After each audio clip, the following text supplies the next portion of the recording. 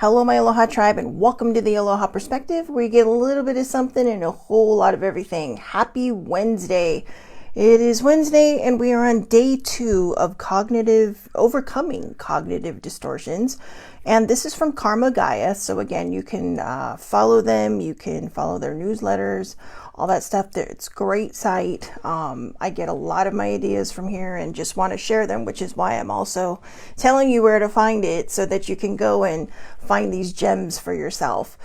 So yesterday we talked about recognizing the distortion, and recognizing the distortion was all or nothing thinking, overgeneralization, catastrophizing. I think I said that right this time. And mental filtering, which was all or nothing thinking. There's no middle ground.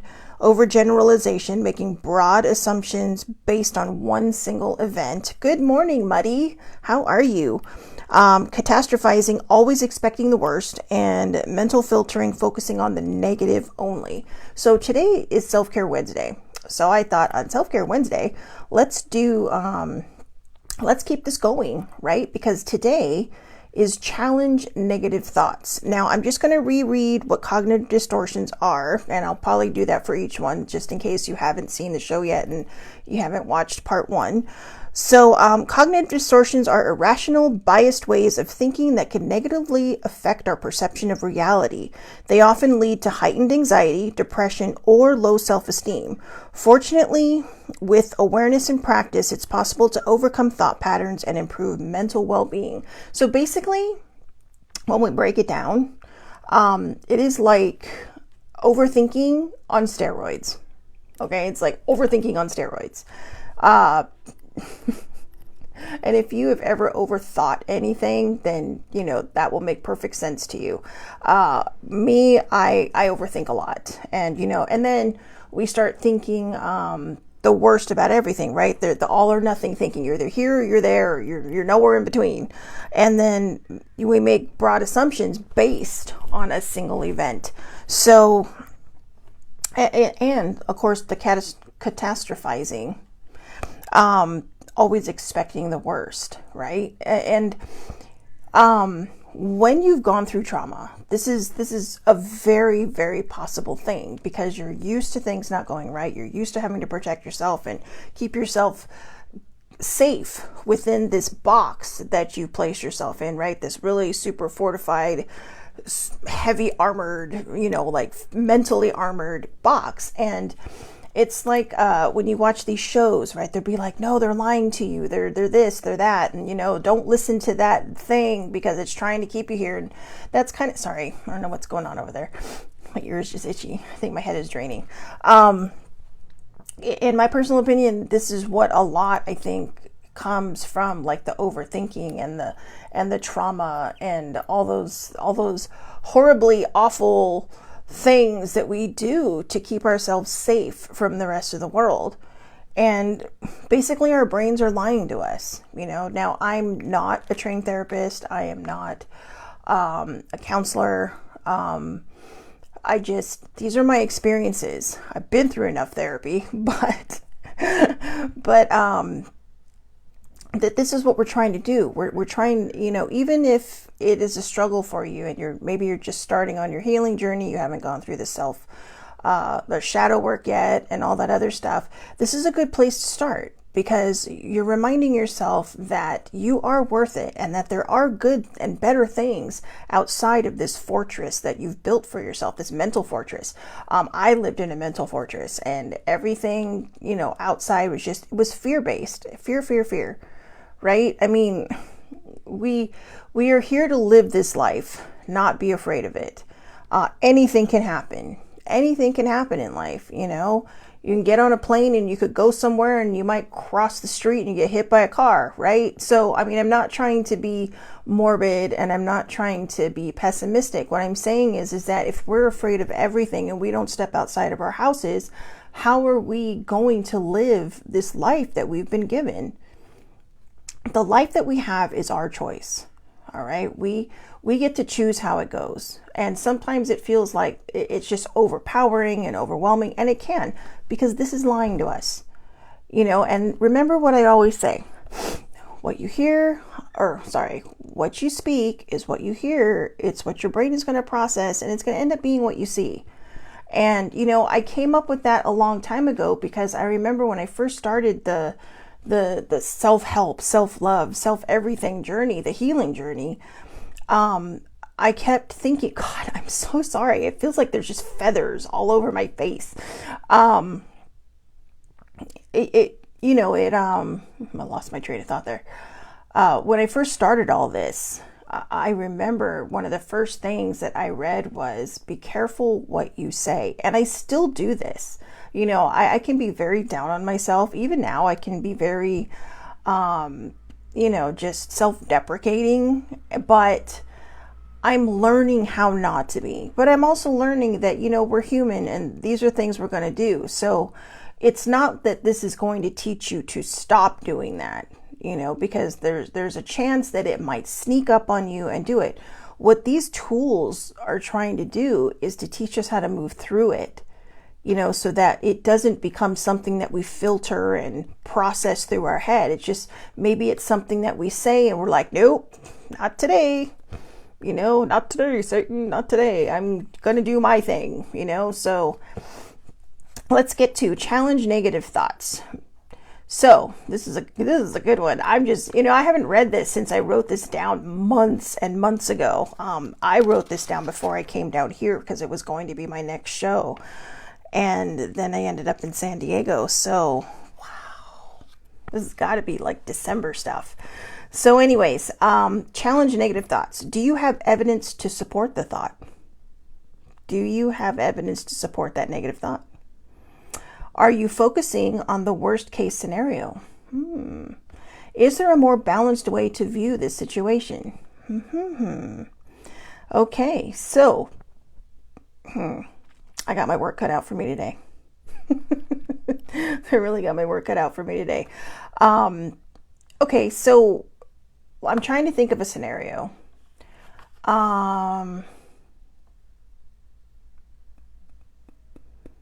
Sorry, I'm really trying to think of a scenario that will support this from my own view. I have one I can share, but you know, it's more of my dad's thing, and I feel like I utilized my father enough yesterday when it came to yesterday's show. So I'm trying to think of something. I know this is a hard one because there's so many things that we go through that are negative in life. Sammy says she has her work cut out for her too. I'm trying to think of a scenario, you know, where like, do you have evidence to support the thought? Are you focusing in the worst case scenario? Is there a more balanced way to view the situation? You know what? We're just gonna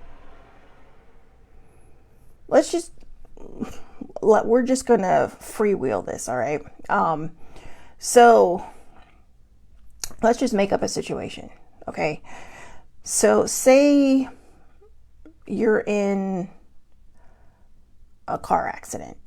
All right. I know it's going a little deep in all this here. And now you're afraid to get into a car. But number one, challenging the negative thoughts. Do you have evidence to support the thought that what happened before is going to happen again? You don't, because we don't know, you know, well, maybe some people do, but we generally don't know what's going to happen every day. You know, every day is this wondrous new adventure, right? So now you don't want to get into this car because you're focusing on the worst case scenario. What if I go out there and what if it happens again? But what if it doesn't, right? What if it doesn't? And that's the question we always forget to ask after we ask ourselves, what if it does? And what if it doesn't can be one of the most powerful phrases you ever use. What if it doesn't happen? All right. Is there a more balanced way to view the situation? Yes. If you're not comfortable going the way you went when that happened, see if there's an alternative route until you're comfortable going, going that way again. Excuse me.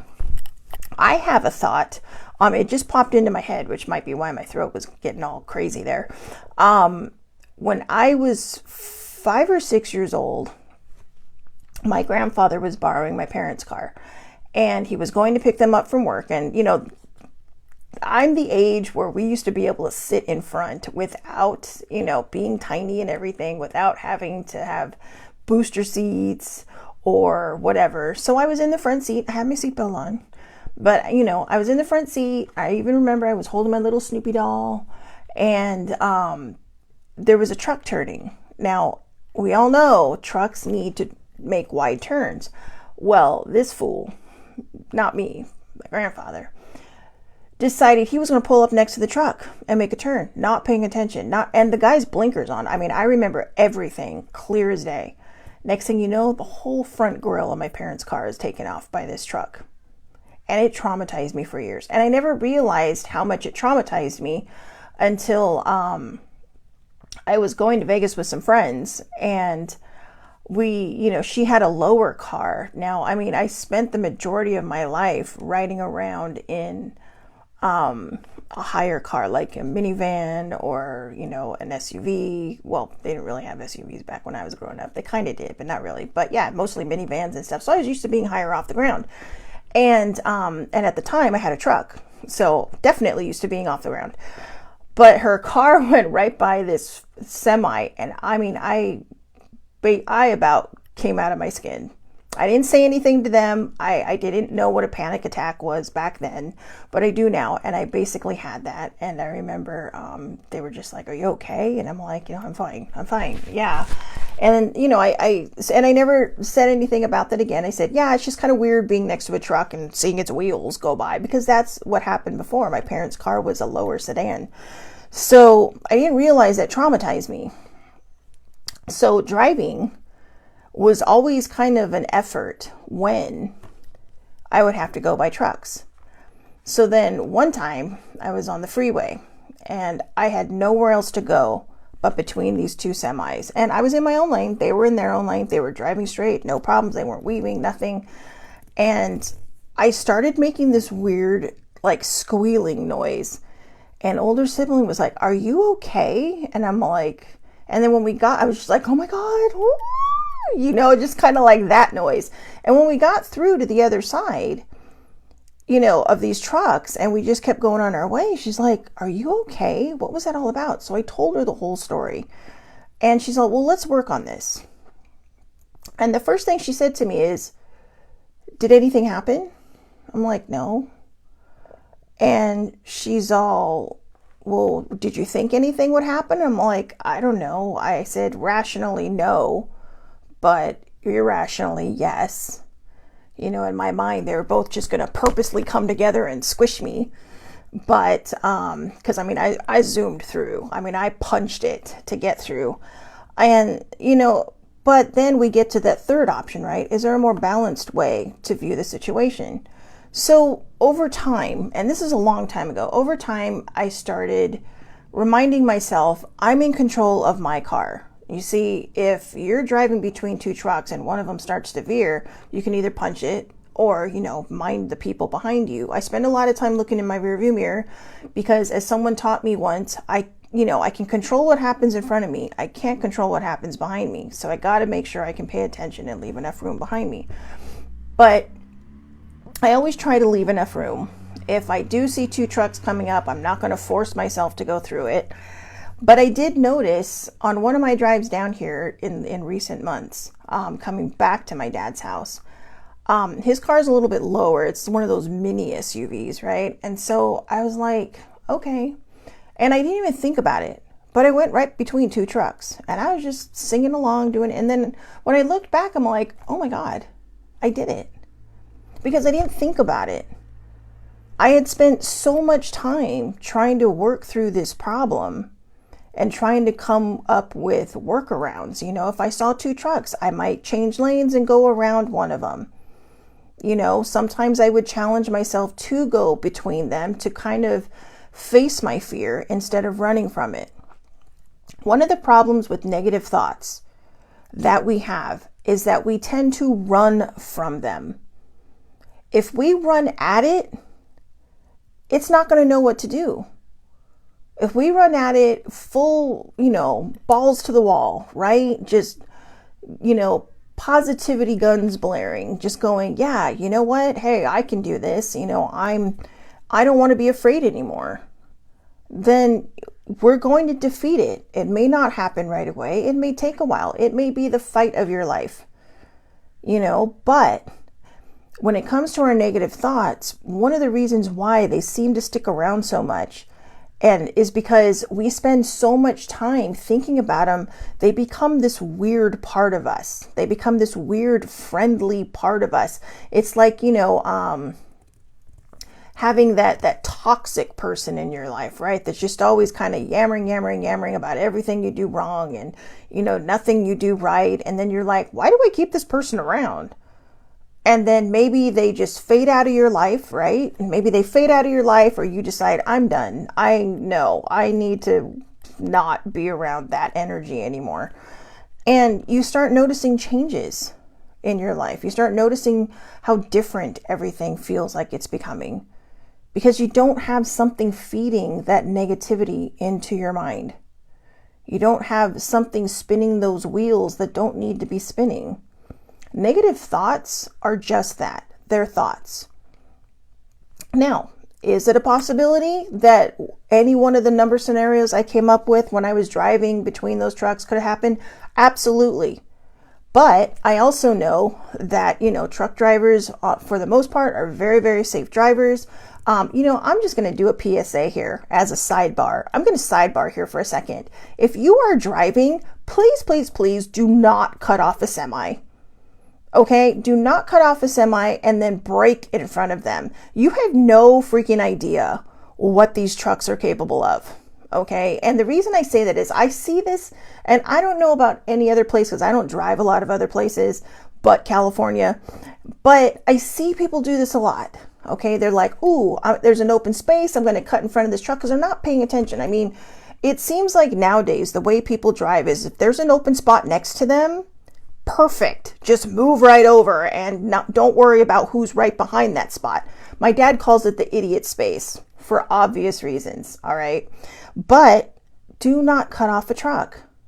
Okay. Because people are always sitting there going, truck drivers are assholes. Truck drivers are this. No, truck drivers are, basically driving 70 feet of vehicle, thousands of pounds of vehicle. Not just their truck, but what's in their truck. Do you want to know why sometimes these semi accidents happen? I will tell you that the majority of the time, it's probably because somebody cut them off, who was a bad driver, threw on their brakes, and guess what? A truck cannot stop that fast. They have too much cargo. They are also basically carrying a trailer, okay? It's not a car. It's not just a car. If you see a semi with nothing attached to it, it will probably bounce a lot because they also have to downshift a lot. But it's going to jackknife, and it's going to cause a lot of problems, and it's going to cause a lot of things. And a lot of times I always hear like, oh, well, that guy was that truck driver has no business. No, because somebody probably cut him off. The first thing older sibling and I always say is, wow, I wonder what jackass cut that person off, that poor guy, because this is their livelihood. All right, I'm not going to say all truck drivers are great, but think about it this way. If a truck driver cuts you off after having his blinker on for 10,000 hours because no one's letting him over, maybe he's not the asshole. All right. One of the things, and I'm not trying to toot my own horn, but I get it. And I used to work with a guy whose stepfather was a truck driver, and boy, he was an advocate for this guy. I mean, he loved his stepdad. And, I was just kind of like, no, I always leave a lot of space, or I try not to get in front of them. And for me, that was a little bit because of, my own situation. But, but we did talk about that. And it's like, so what I try to do now is, if I see a truck trying to get over and I actually see the truck trying to, with his blinker on, I'll let him over, then I'll change lanes. When I know that he's as far over as he needs to be, or she needs to be. But I know that's a sidebar PSA and really nothing to do about negative thoughts. But I wanted to point that out because, since we're talking about trucks, it's like, there's so many people that complain about them, but a lot of people don't realize that, they're the problem.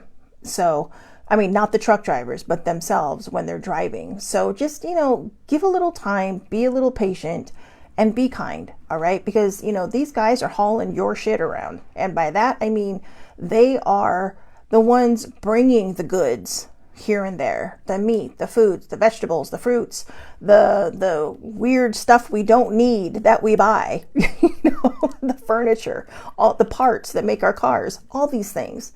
Give them a little leeway. All right. So let's get back to this. So again, when it came to my issue, do I have evidence to support the thought that this would happen again? No, I didn't. What happened that day was not the truck driver's fault. It was my grandfather's fault. He's the one that, I remember the back of the truck saying, this truck makes wide turns. Okay, I remember that clear as day. I remember what street we were on. I remember the color of my parents' car. I don't remember what I was wearing that day, but boy, I remember everything else because I was just traumatized after that. And it was just kind of like, and big rigs scared me for a good chunk of my life until older sibling taught me the biggest thing I ever learned: to take my power back. Take your power back. All right. When it comes to cognitive distortions, we can sit there and recognize the distortion by the all or nothing thinking, the overgeneralization of a situation. Like for that, making a broad assumption based on one single event. For one single event when I was 5 or 6, suddenly became, like a decades long issue for me until I finally had somebody that says, where I finally felt brave enough really to tell somebody what the issue was. Because I said, don't make fun of me, but, and she's like, why would I make fun of you? She's like, but let's work on this, and then catastrophizing it, always expecting the worst, right? You see a big ring, it's like, oh my God, but they're not doing anything. They're just driving. And then mental filtering, focusing on the negative only. Instead of focusing on just getting to my destination, I was focusing on everything that could not happen that might happen, I should say, that did not happen. So when it comes to challenging our negative thoughts, this is what we need to do. Do you have evidence to support the negative thought? If you don't, go with the flow. Take your power back. All right. Start figuring out what you need to do to, start figuring out what you need to do as your workaround to move through this issue. Are you focusing on the worst case scenario? Yes, probably. If you are having, you may not have the evidence to support this negative thought, but, I think these probably should have been reversed. Are you focusing on the worst case scenario? And then do you have evidence to support this thought? When we walk through life with a negative mindset, we are always going to expect the worst. But, it's like I said, what we put out there is going to come back to us, whether we like it or not, whether you believe in it or not. It is, you can call it Murphy's Law, you can call it the law of attraction, you could call it karma, whatever you want to call it, it will come back to you. So what you want to put out there is the more positive stuff. Does that mean that's never going to happen? Absolutely not. But it means you are going to be more in control of the situation to possibly either prevent it or to give yourself the opportunity to heal from it. And that's the main point, healing from these negative thoughts. I was on a negative thought wheel, trapped for years and years and years. Until, one day I was like, no, I got to stop this. And I jumped off the wheel, I rolled, I hit everything in sight, everything, this is obviously a figurative wheel, not a literal wheel, but it hurt. It was scary, and it was so worth it in the end. It was, right? Take stunt people, right? Stunt people, these are people who just, adrenaline junkies for sure. But think about it. These are people who, just aren't sure. aren't sure what's going to happen every time they do their thing, but they still do their thing because they love it. It's their job. I'll use older sibling as an example. Older sibling in her youth or her younger years until she had her car accident used to be a horse trainer and a equestrian. So, and she'd broken her leg. She's pretty much, being equestrian, she's broken a lot of things, but, and a horse trainer as well. But she does have a high tolerance for pain, and she is a bit of an adrenaline junkie, but I remember one time she was telling me this story where she got into so much trouble because she soaked off her cast after she broke her leg because she wanted to compete, and she ribboned a lot. She ribboned a lot. But like I said, unfortunately, the accident that she had, it was a car accident.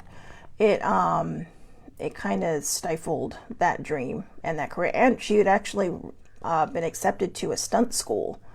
She had to fight to get in there because she was a girl, or she is a girl, but yeah, and unfortunately that accident put the kibosh on a lot of dreams that she had. But, she still, I don't know, she still goes out and does things. She does what she can, she has limited mobility to some degree, but, she still tries to do her thing. So the thing is that she never stopped. Okay. She kept going. She broke her leg. She got right back up on that horse, literally got right back up on that horse. And I think that's the only thing that we can really do. Negative thoughts are always out there. Negative thoughts are always going to haunt us, but instead of running away from the negative thoughts, run at it and say, you know what? No, you're so sweet, Sammy. She'd be the first one to tell you that she is not, that she was just doing her own thing. She was just doing her own thing.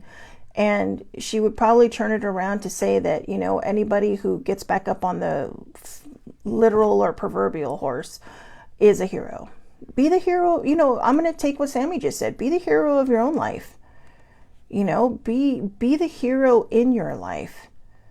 Be the hero that walks up to that negative, flame and just puts the kibosh on it, douses it with water, or walks up to that negative, whatever it is, that negative idea you have in your head and just, fights it, I don't know.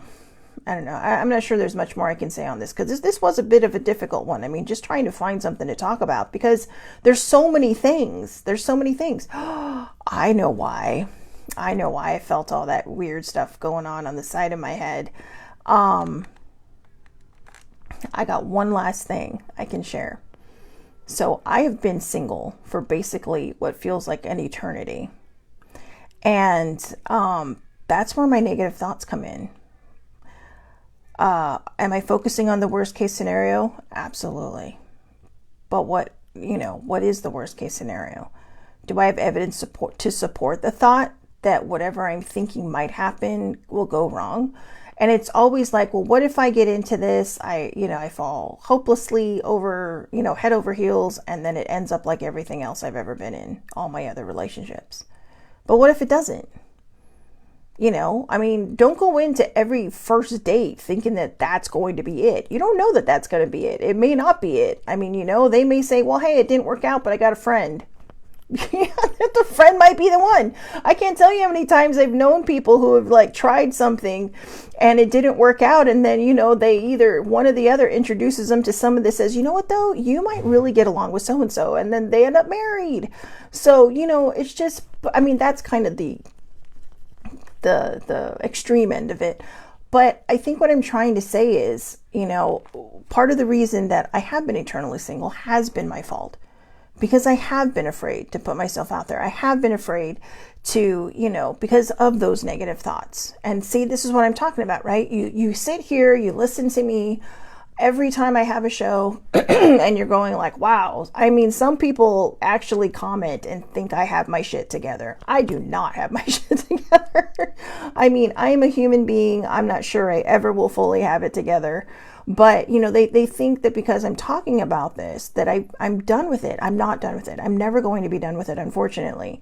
I have a dinged up mental health, so there's a lot of things that I have to fight extra to get through just to get to the other side. And I'm not saying that, having a dinged up mental health is why I'm like this. It's just sometimes I go into overdrive like I call it the common people, like people who don't have a dinged up mental health might go through. And it can be difficult, right? So, but it's just kind of a little bit more of an uphill struggle for me. And I don't know about other people, because some people I know, they just got it all together and they also have a dinged up mental health. So for me though, it's just been, the last relationship I had was in a time when I had trauma that was unhealed. And now I'm in a place where I have healed my trauma, but there's just this fear because it feels like I'm back at square one. It feels like I've never had a first date. It feels like I've never had a boyfriend, because they were difficult relationships. They were very unbalanced relationships, and a lot of it was me, because it's like, sometimes you find people, right? And you don't want to let them go because you think I can change them, because we can't change ourselves. But I did change myself. And so it's scary, especially at my age, because the first thing you're thinking is, well, I'm this age and they're probably expecting me to just be like, that age, being 52 and knowing everything, like, oh yeah, first date, no problem. But I haven't been on our first date since before my last boyfriend. And that was, that was a long time ago. That was a very, very, very long time ago. And so, I've been like a nun, all right, without the habit for the last X gazillion years. So that being said, good morning, older sibling. See, I talked about her, so she came on. Sammy says you're a hero, older sibling, because you broke your leg and you got right back up on that horse. So anyways, when we talk about challenging negative thoughts, are you focusing on the worst case scenario? In my case, what I was just talking about, absolutely. I don't know what's going to happen, and instead of going with the flow, I keep putting it off. I keep pushing it back, saying no. If it happens, it happens. And I kind of feel that way, right? I will not do internet dating again. I mean, I might talk to somebody online, but I will not do those internet dating sites, because to me, they're soul sucking. I mean, they're soul sucking. When I was younger, was a little bit more in shape, it was just, I don't know. And that's just me. I know it works for a lot of people, but no. But, so yeah, are you focusing on the worst case scenario? Yeah. Oh, okay. So see, older sibling says it was my job. See what I mean? Sammy says she's a hero. And I said, what did I say? I said, older sibling is just like, no, not really. I was just doing my thing. Just that's me. Very, very humble. But again, okay, let me try to finish this. All right. Are you focusing on the worst case scenario? Absolutely. Do you have evidence to support this thought? Absolutely not. I do not. Going on based on everything that I've just told you and coming clean about what I realized that feather in my face was trying to tell me. No, I don't have evidence to support that it would all end up bad and turn out bad, and that it would, life is life, right? And I think that if it didn't work out, I would handle it much better, because I do know how to be single. And that was one of my problems. I did not know how to be single. I felt that being a part of something is what made me important. And it's not. It made me a part of something. How I treat myself, how I face my negative thoughts, how I challenge my negative thoughts. That's what gets me through every day. That's what makes me important in my life, because of the way we face things. Older sibling taught me how to run at the problem instead of away from it. And I am eternally grateful for that. I think my parents tried to teach me that, but there was a time when it was just easier to hide behind them than it was to face the challenges of my life. And that might be one of the reasons why I moved to the next county, because I had to learn to figure out how to stand on my own 2 feet. And I still struggle with that from time to time. So I am grateful for all the people in my life. And the very last one, is there a more balanced way to view the situation? Absolutely. Absolutely. older sibling would always tell me, take your power back and go with the flow.